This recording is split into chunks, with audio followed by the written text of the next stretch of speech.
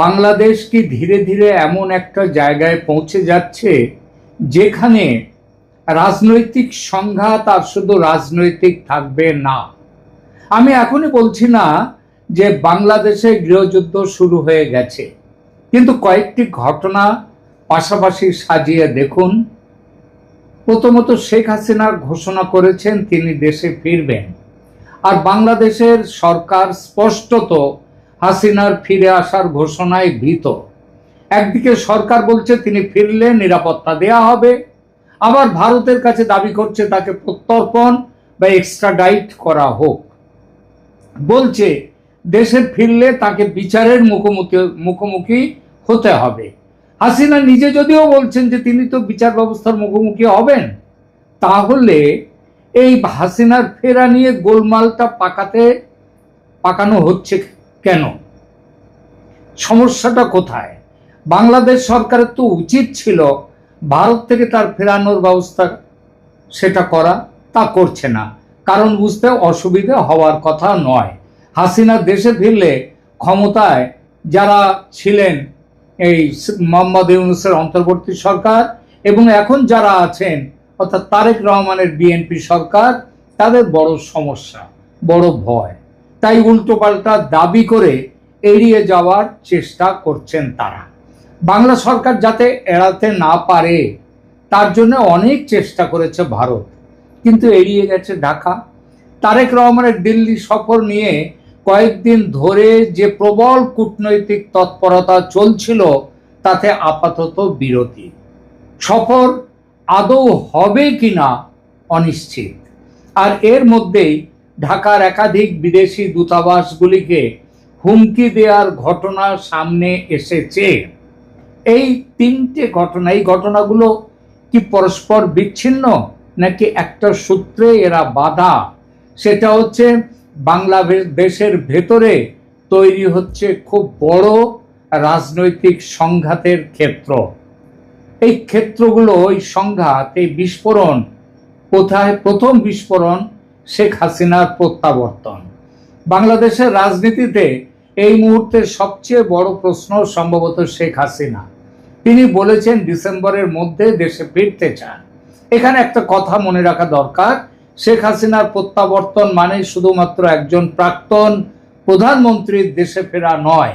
এর অর্থ বাংলাদেশের রাজনীতির একটা সাপ্রেসড পলিটিক্যাল কনস্টিটিউয়েন্সি, যাদেরকে চেপে রাখা হয়েছিল যে রাজনৈতিক দলটাকে, তাদের আবার প্রকাশ্যে চলে আসা।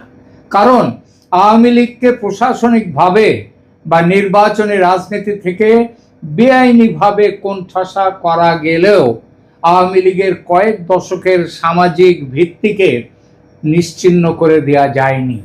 যত দিন যাচ্ছে আওয়ামী লীগের প্রাসঙ্গিকতা তত তীব্র হচ্ছে, মানুষের ভেতর তত আসছে এই প্রত্যাশা শেখ হাসিনা কবে দেশে ফিরবেন। আর বিষয়টা শুধু আওয়ামী লীগ বনাম বিএনপিও নয়, বাংলাদেশের সমাজে আরো পুরনো একটা বিভাজন রয়েছে। সেই বিভাজনটা হলো 1971 মুক্তিযুদ্ধের উত্তরাধিকার। বাংলাদেশের রাষ্ট্রীয় পরিচয় কি মূলত বাঙালি জাতীয়তাবাদ, মুক্তিযুদ্ধ, বাংলা ভাষা এবং ধর্মনিরপেক্ষতার উত্তরাধিকার বহন করা, নাকি বাংলাদেশের পরিচয়ের কেন্দ্রে থাকবে রাজনৈতিক ইসলাম, মুসলিম জাতীয়তাবাদ এবং পাকিস্তানের সঙ্গে একটা নারীর বাঁধন? এই বিতর্ক নতুন নয়, এই বিতর্ক বর্তমানে কার্পেটের নিচে চেপে রেখে দেয়া হয়েছে। কিন্তু শেখ হাসিনা দেশে ফিরলে এই কার্পেটটা উড়ে যাবে, সরে যাবে, আর এই পুরনো বিতর্ক আবার ভয়ঙ্করভাবে সামনে চলে আসবে। বাংলাদেশে মুক্তিযুদ্ধের উত্তরাধিকারের সমর্থক মানেই আওয়ামী লীগের সমর্থক, এটা পুরোপুরি ঠিক নয়।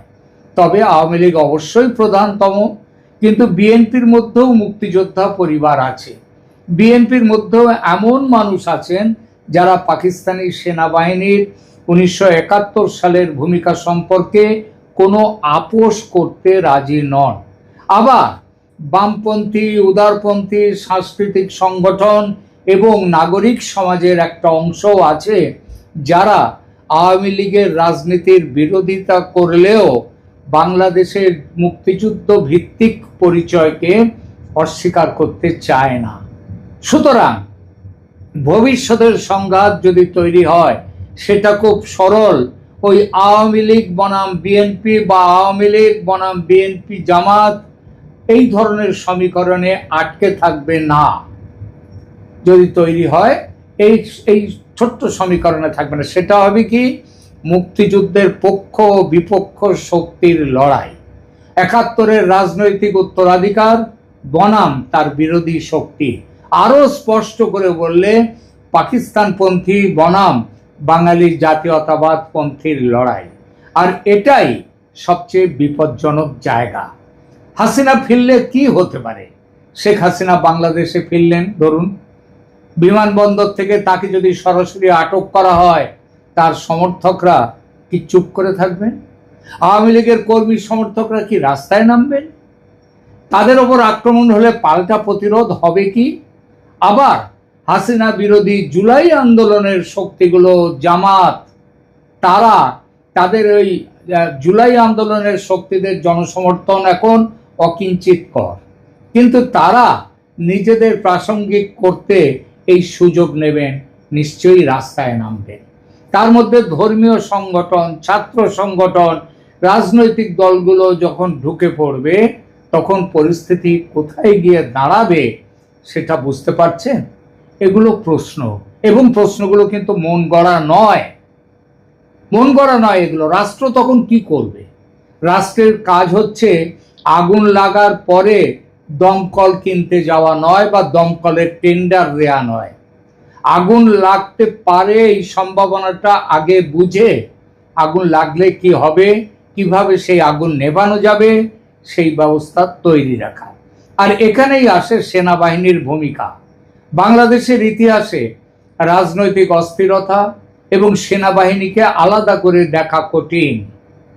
1975 শেখ মুজিবুর রহমান বঙ্গবন্ধু তার হত্যার পর থেকেই কয়েক দশক ধরে বাংলাদেশের ইতিহাস সাক্ষী রয়েছে সেনাবাহিনীর কাজকর্মের। বর্তমান সেনাপ্রধান জেনারেল ওয়াকার উজ্জামান 2024 সালের 5 আগস্টের রাজনৈতিক পালাবদলের অন্যতম শ্রেষ্ঠ কুশীলব ছিলেন, নায়কের ভূমিকায়, এটা বলা যায়। এবং তার বর্তমান রাজনৈতিক উদ্দেশ্য সম্পর্কেও অনেক সন্দেহ সম্প্রতি তৈরি হয়েছে। হজ করে আসার পর তিনি নিজের গেট আপটা বদলে আরো ধার্মিক করে ফেলেছেন, যেটা পাকিস্তানের ফিল্ড মার্শাল আসিম মুনির এখনো পর্যন্ত করে ওঠেননি। ওয়াকার নাকি এখন এই মুহূর্তে বাংলাদেশের মৌলবাদী শক্তির চোখের মণি। সুতরাং বাংলাদেশে যদি ব্যাপক রাজনৈতিক সংঘর্ষ শুরু হয়, পুলিশ পরিস্থিতি নিয়ন্ত্রণ করতে না পারে, ঢাকার রাস্তায় যদি বিভিন্ন রাজনৈতিক শিবির মুখোমুখি হয়, তখন শেষ পর্যন্ত কাকে নামতে হবে? সেনাবাহিনীকে। আর দক্ষিণ এশিয়ার ইতিহাস আমাদের একটা শিক্ষা দিয়েছে, রাজনীতিবিদরা যখন রাষ্ট্র পরিচালনায় ব্যর্থ হন, সেনাবাহিনী যখন রাস্তায় নামে তখন তারা শুধু ওই দাঙ্গা থামাতে নামে না, তারা ট্রাফিক পুলিশেও দাঁড়িয়ে থাকে না, দেশ বাঁচাবার নামে ক্ষমতার দখল নেয়। এটা স্পষ্টত দৃশ্যমান বিপদ। কিন্তু এখানে আরো একটা কথা আছে, যে সেনাবাহিনী হোমোজিনিয়াস, মানে এক কাট্টা নয়, সেই সেনাবাহিনী তার যার মধ্যে অনেক গোষ্ঠী দ্বন্দ্ব আছে, পাকিস্তানপন্থী, ভারতপন্থী, আওয়ামী লীগপন্থী, বিএনপিপন্থী, জামাতপন্থী, এই রকম যেখানে গোষ্ঠী ভাগে বিভক্ত থাকে, সেখানে সেনাবাহিনীর নিজেদের মধ্যেও যদি লড়াই হয় তাহলে সেটাও এড়িয়ে যাওয়া যাবে না।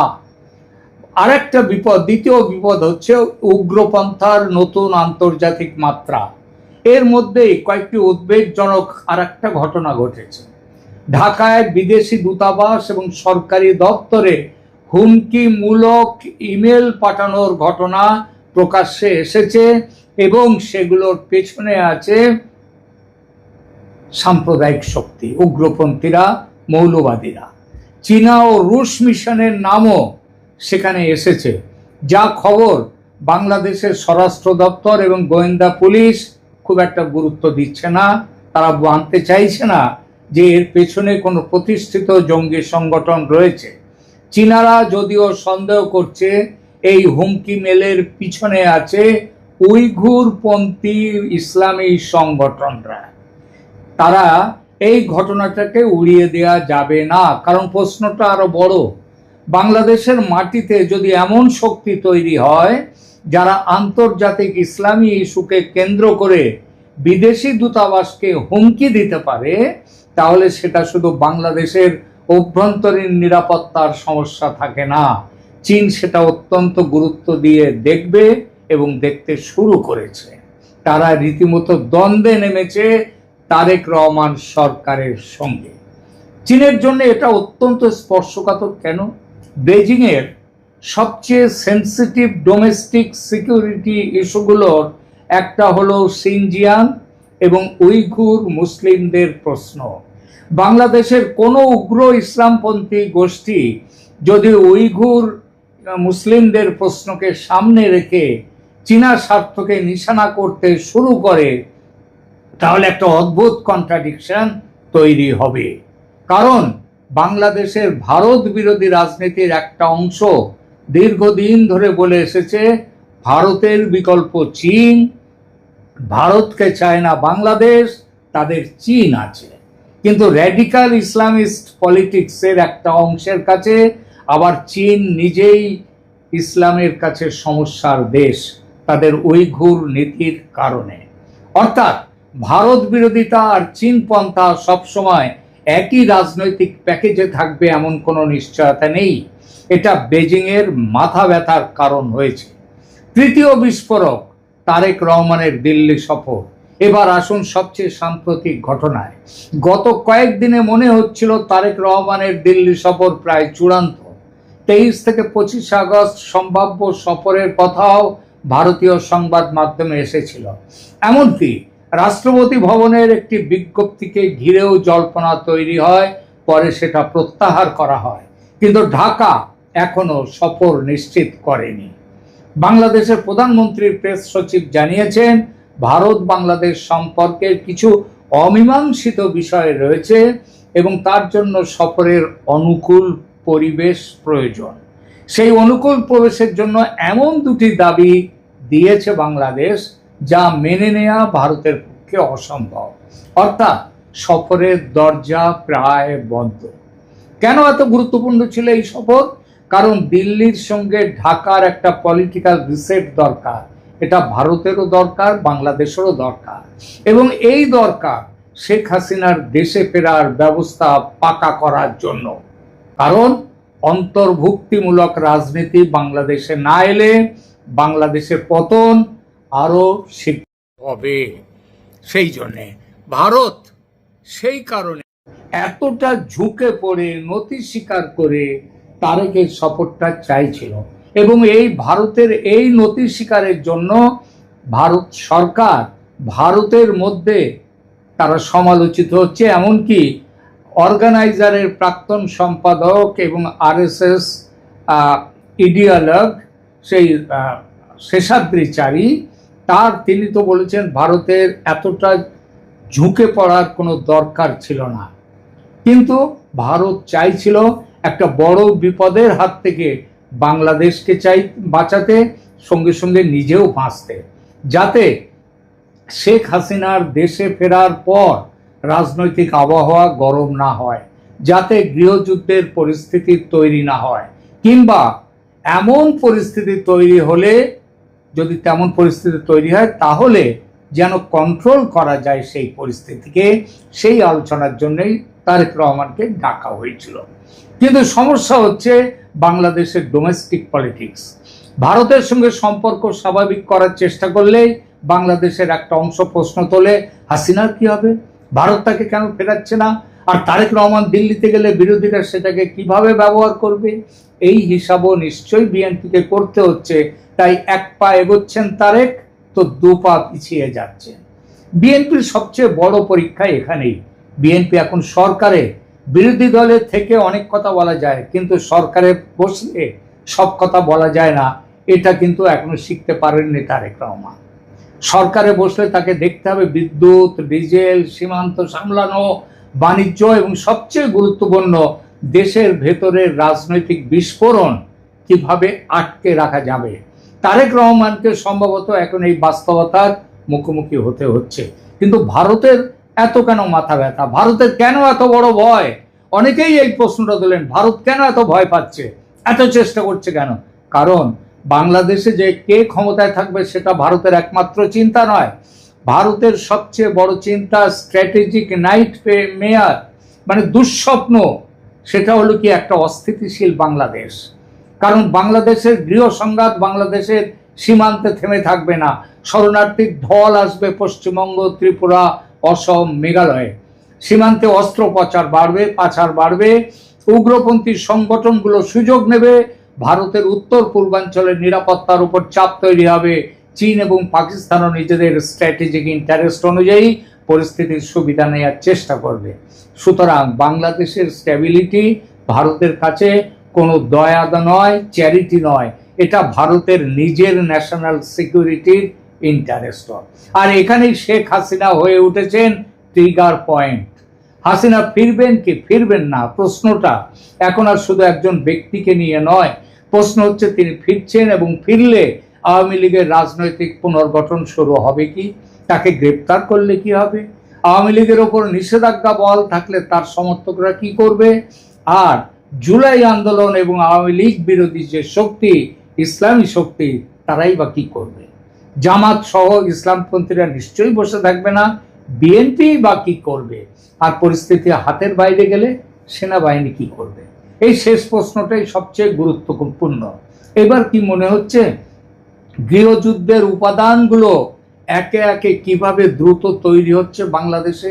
প্রথমত গভীর রাজনৈতিক পোলারাইজেশন, দ্বিতীয়ত 1971-এর ইতিহাস নিয়ে আদর্শগত বিভাজন, তৃতীয়ত আওয়ামী লীগের বিপুল সামাজিক ভিত্তি কিন্তু সীমিত রাজনৈতিক স্পেস, এবং স্পেস দখলের জন্য তাদের অনিবার্য লড়াই।